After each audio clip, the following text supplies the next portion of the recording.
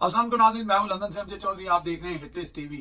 नाज़रीन, 3-4 बड़ी बड़ी खबरें हैं। सुहेल अफरीदी का हल्फ लेने से जो इनकार किया था खैबर पख्तूनख्वा के जो गवर्नर हैं फैसल कुंडी साहब ने, वो अब लाइन पे आ गए हैं। वो कहते हैं कि मिसाल दी जाती है कि कुछ लोग होते हैं 100 छितर भी खाते हैं, 100 प्याज भी खाते हैं।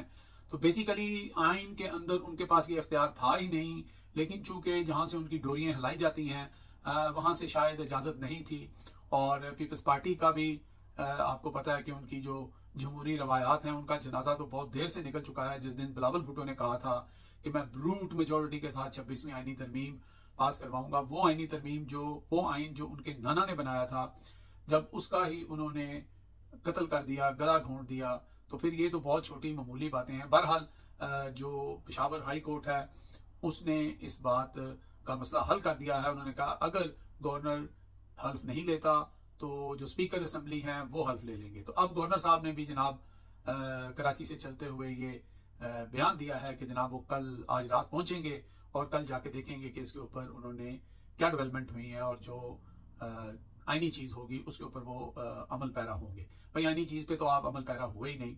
तो मैंने कहा सबसे पहले आपको जरा पीपल्स पार्टी का जो टू फेस है, जो उनकी मुनाफकत है जमहूरियत को लेके, उसके ऊपर बात कर लें। दूसरा, अभी एक और कटा जो है मौलाना फजलुर रहमान साहब ने भी खोल रखा है, रिट पिटीशन की हुई है इस जो इंतखाब हुआ है। तो उनके बारे में तो मैं सिर्फ इतना ही कहूंगा कि जेब इचनी तेला ते कर दी मेला मेला। वो भाई वहां पे आपकी जो है वो गिनती की पता नहीं 8 सीटें हैं, कितनी सीटें हैं, तो आपका क्या लेना देना इस बात से। कभी आप जमहूरी हो जाते हैं, कभी इनकलाबी हो जाते हैं। वो किसी ने कहा कि जनाब हमने बड़ा नहला दिया अर्के गुलाब से मौलाना फजलुर रहमान को, अब दोबारा उनको डीजल से ही नहलाएंगे। तो फिर अब लोग इस तरह की बातें जो है सोशल मीडिया पे आके कर रहे हैं। तो बहरहाल मुझे नहीं लगता कि इसमें कुछ होने वाला है। और जो ताकतवर हल्के थे उनको एक बहुत बड़ा सेटबैक जो है वो मिला है। और यहाँ से आप अंदाजा लगा सकते हैं कि जो लोग ये समझते हैं कि बहुत सख्ती कर दी है, बहुत कत्ल गारत हो रही है, डोनाल्ड ट्रंप के साथ पींगे बढ़ गई हैं, शहबाज शरीफ जो है वो पॉलिश पे पॉलिश किए जा रहा है, उस पर भी आते हैं, तो ये सारा कुछ हो रहा है। तो पता नहीं अब मुल्क के अंदर जो है वो कोई आइन, कोई कानून, कोई इंसाफ नहीं रह गया। ऐसा नहीं होता। हमेशा बुराई के साथ अच्छाई और अच्छाई के साथ बुराई का ये साथ साथ चीजें चलती हैं। जहां बुरा हो रहा होता है वहां अच्छा होने की उम्मीद होती है। अगर वही सब अच्छा रहा हो तो फिर आप अच्छे की उम्मीद नहीं रखते हैं। तो अभी तक इन्होंने 26वीं आईनी तरमीम करके भी, कोर्ट पैकिंग करके भी बहुत कुछ कर लिया है, लेकिन ये पूरा जो आइन का जो पूरा एक शक्ल है उसको ये तब्दील नहीं कर सकते। और वही वजह है कि कोई सूरत थी ही नहीं कि जो गवर्नर खैबर पख्तूनख्वा है वो कहता जी साइन नहीं मिल रहे, ये नहीं मिल रहा। उनका सिर्फ काम ये था कि इस्तीफा पहुंच गया, वो मंजूर हो गया। ये एक फॉर्मल किस्म का एक सिस्टम जो रखा हुआ है उसके मुताबिक ये चीज थी। बहरहाल ये आपने देख लिया। तो अब जरा थोड़ा सा हम बात करते हैं जनाब के एक मजहबी जमात के साथ जो मरीद के में हुआ, उसके अब बहुत सारे ऐसी चीजें सामने आ रही हैं कि आखिर क्या वजह थी। लोग ये सवाल करते हैं कि जब मसला हल हो गया, ये हो गया, वो हो गया, वहां मिठाइयां तकसीम हो रही थी, अल्लाह करे कि ऐसा रहे। लेकिन चूंकि आपको भी पता है मुझे भी पता है कि जिन लोगों ने ये कत्ल गारत की, जिन्होंने ये सारा कुछ किया, उनसे किसी बहुत अच्छे की तवक्को नहीं की जा सकती। वो जो भी करेंगे अपने लिए विन विन सिचुएशन पैदा करने की कोशिश करेंगे, जो कि वो कर भी चुके हैं। तो फिर क्या वजह थी और क्यों ये लोग निकले, उसके अंदर बहुत सारी चीजें सामने आ रही हैं। सोशल मीडिया के ऊपर बहुत सारे तज्जिए, बहुत सारे इल्जामात हो रहे हैं कि इनको धोखे से निकाला गया, बताया गया कि आपने करना है। जैसे कि आपको पता है कि इनका ट्रैक रिकॉर्ड पुराना भी जो है वो इसी तरह का था। तो इनको लाकर ये सारा कुछ करके और फिर उसके बाद इनसे मुज़ाकरात नहीं हो रहे, वो मिन्नतें तरले वास्ते, माओ के बच्चों, माओ के दूध का वास्ता देते हुए साद रिजवी जो है लेट के वो जो स्पीकर के ऊपर बात कर रहे हैं, उसके बावजूद उनके लोगों को शहीद कर दिया गया। एक फुटेज ऐसी भी चल रही है, वो मैं आपको दिखाना भी नहीं चाहता क्योंकि आप डिस्टर्ब हो जाएंगे, कि वो वहां पे लाशें पड़ी हुई हैं और हमारे जो पुलिस और पैरामिलिट्री जो है, रेंजर के लोग जो हैं, उन लाशों के बीच में से गुजर रहे हैं। और एक बुजुर्ग जो है तकरीबन 70-75 साल उसकी उम्र है, वो जख्मी है। जब उसने हार्ट सुनती है तो वो पुकारता है या हाथ हिला के ऐसे पाँव को हाथ लगाने की कोशिश करता है, लेकिन वो लोग पास से गुजर जाते हैं। यानी अब अगर मैं आपको कहूँ कि ये मनाजर आपने गाजा में देखे होंगे, ये मनाजर जो है वो आपको यजीदियत की याद दिलाते हैं, तो हमने वो मुरीद के में देखे हैं। और इतना जुल्म और इतनी बर्बरियत और इस तरह फंसा के बसा के उनको जो है उनकी बात ना सुनना और उनके ऊपर जुल्म के ये पहाड़ जो हैं वो गिरा देना। अब कुछ जो मुल्ला टाइप के लोग हैं वो भी सामने आना शुरू हो गए हैं, अपना होम्योपैथिक किस्म का स्टेटमेंट देना शुरू कर दिया उन्होंने। और क्योंकि बहुत ज़्यादा तनकीद हुई अहले सुन्नत जमात के ऊपर कि भाई पुकारते रहे वो कि तुम लोगों ने, और कोई किसी ने चूं चिड़क नहीं की, क्योंकि सब जो हैं वो अपने अपने मफाद की जंग लड़ रहे हैं। बहरहाल मैं ये भी समझता हूँ कि हर उस मजहबी जमात को और हर उस एक कोई अगर पॉलिटिकल विंग है या कोई पार्टी है या कोई ऐसा एक जत्था है, उनको ये सोच लेना चाहिए कि जो लोग आपको परवान चढ़ाते हैं फिर वही आपको बर्बाद भी करते हैं, फिर वही आपको अपने मकासद के लिए वो कुछ भी कर सकते हैं। और इसके पीछे जो एक राय जो है वो डेवलप हो रही है कि बहुत ज़्यादा एक तशवीश जो है वो अदारे के अंदर भी है इब्राहिम अकॉर्ड को लेके, इसराइल को लेके, और वो प्रेशर भी है। और फिर जहाँ पे कल अपने माशाल्लाह हमारे जो वज़ीर आज़म हैं, तो क्योंकि उनकी उन्होंने पॉलिसी कल इतनी कर दी है कि उनका नाम ही स्लिप हो रहा है, इतनी शाइनिंग हुई हुई है कि उनका अपना नाम स्लिप हो रहा है, उसके ऊपर भी आगे चल के आते हैं। तो वो जहाँ पे थे और वो जो सारा वहाँ पर गठ हुआ था, वहाँ पे ये बताना था कि जनाब हमारे वहाँ पे बड़ी रेजिस्टेंस है, बड़ा वहाँ पे एक वोकल है, लोग फाइट नहीं कर रहे हैं, लेकिन देखें हम आपके साथ हैं, हमने देखें कैसा कमाल किया है कि हमने वहाँ पे लाशें बिछा दी हैं। और फिर बेशर्मी की इंतहा ये है कि जो IG इस्लामाबाद है वो वहाँ पर अपने बॉयज के साथ वो जो जिसे कहते हैं ना कह के लगाना, हंसना और उनको वेल डन कहना, और बड़ा वहां पर एक जेस्चर इस तरह का दिया जा रहा था कि जो बहुत ही यानी कि सतही लेवल पर बेशर्मी की इंतहा उसको कहा जा सकता है।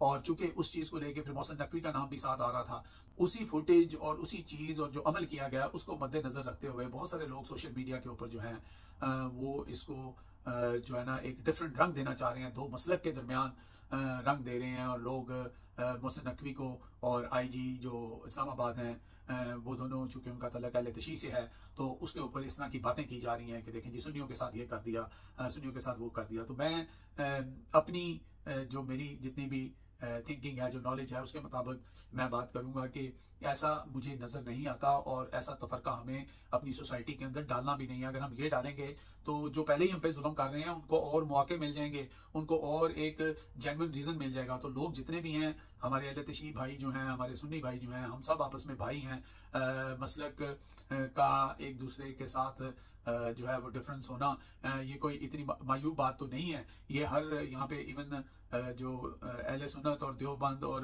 बरेलवी और ये सारे जो हैं ये भी मसलक हैं, इनके अंदर भी मसाइल आपस में एक दूसरे में होता है। लेकिन हमें इस चीज को बिल्कुल हवा नहीं देनी है। कैटेगोरिकली मैं जो है इसको कंडेम करता हूँ कि ऐसी सिचुएशन नहीं है। इट्स अ कोइंसिडेंट कि ये जो दो करता धरता लोग हैं और जो जिस बेशर्मी के साथ IG इस्लामाबाद वहां पर जिस एटीट्यूड के साथ वो जिस तरह वहां पे दांत निकाल रहे थे, उसको हम कंडेम करते हैं। और सिर्फ हम ये आपको कहेंगे कि ये टूल हैं, ये इस वक्त इस निज़ाम के अहम टूल हैं। और जहां भी इस तरह की बर्बरियत और इस तरह का काम लेना होता है यही लोग आगे होते हैं, क्योंकि यही लोग थे जब PTI के लोगों के ऊपर 26 नवंबर को जो कुछ हुआ था उसमें भी यही करता धरता थे। तो कहने का मतलब यह है कि इसको किसी सूरत भी हमें जो है वो एक मजहबी रंग नहीं देना चाहिए और उस तरफ इस चीज को नहीं लेके जाना चाहिए, क्योंकि इसका फायदा भी इन्हीं लोगों को होगा जिन्होंने कल परसों आपको मारा है और ये फिर इस बुनियाद के ऊपर फिर मारेंगे।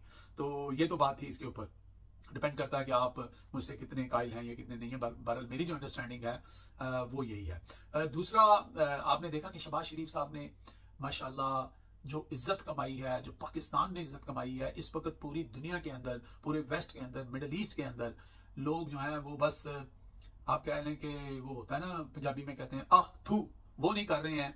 बाकी थू थू बहुत कर रहे हैं, वो आख थू नहीं कर रहे हैं कि यार कोई डिग्निटी होती है, कोई प्रेस्टीज होती है, कोई अपना कद काट होता है। हम एक एटमी मुल्क हैं, आपने ऐसी चेरी ब्लॉसम निकाली कि मार मार के ब्रश, मार मार के ब्रश। वहां पे जो लोग खड़े थे, आप अंदाजा करें कि शहबाज शरीफ इतना इंपॉर्टेंट कैसे हो गया भाई। वहां पे बरतानिया जहां पे मैं बैठा हुआ हूँ उसका वजीर आजम वहां पे खड़ा हुआ है, वहां पे इटली की वजीर आजम खड़ी हुई है, वहां पे दीगर लोग खड़े हुए हैं।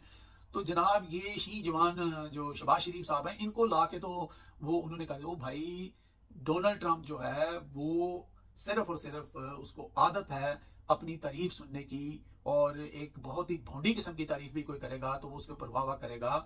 तो वो सेल्फ सेंटर बंदा है। हमारे पंजाब के अंदर भी एक ऐसी शख्सियत है जिनको सिर्फ अपनी तारीफ सुनना पसंद है, उनके ऊपर तनकीद करो तो उनके कान, नाक, गाल सब लाल हो जाते हैं।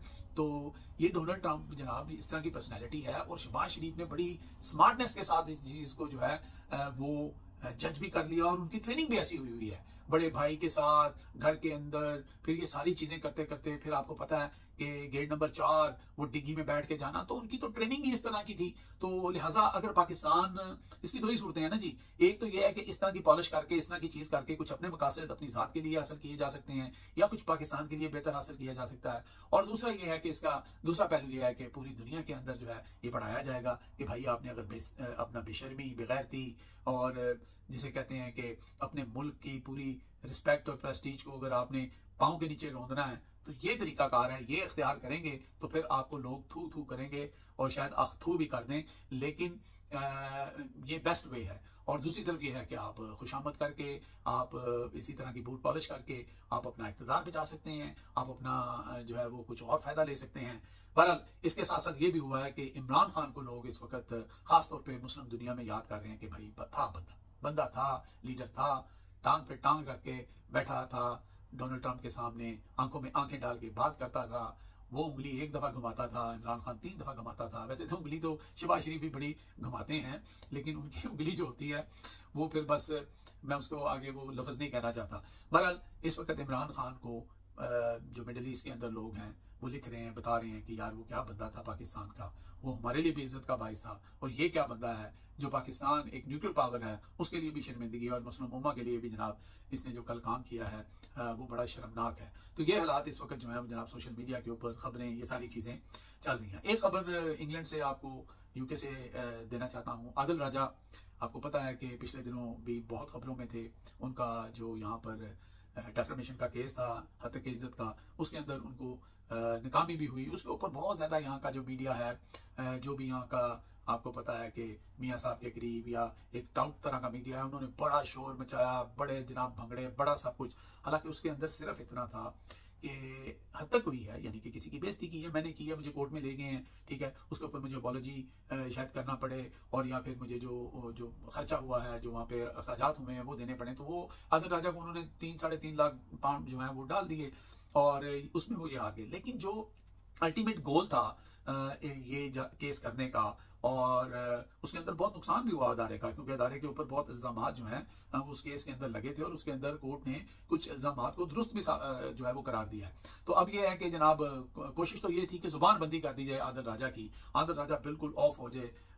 बाद में ट्विटर पे भी देख लेंगे, ये जो भी प्रोग्राम या जो भी चीज या ट्वीट करता है तो आदिल राजा को पाबंद कर दिया जाए। नहीं जी, उल्टा साहब हो गया। वो पाबंद करते करते आदिल राजा का जो चैनल था, जो पुराना चैनल था यूट्यूब का, वो इन्होंने बंद करवा दिया था।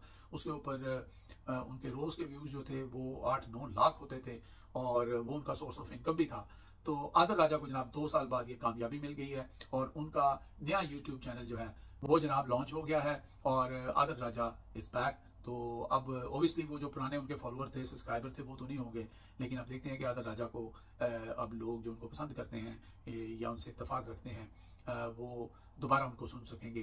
तो ये एक डेवलपमेंट थी। वो चले थे बंद कराने, वो चले थे उनके खिलाफ जनाब जुबानबंदी करने, तो दूसरी तरफ आदिल राजा के लिए ये खुशखबरी जो है वो आ गई है, जिससे बहुत सारे लोगों को बहुत ज्यादा तकलीफ होगी। अब तक के लिए इतने जी। देखते रहे मेरा channel hitlist by Amjad Chaudhary.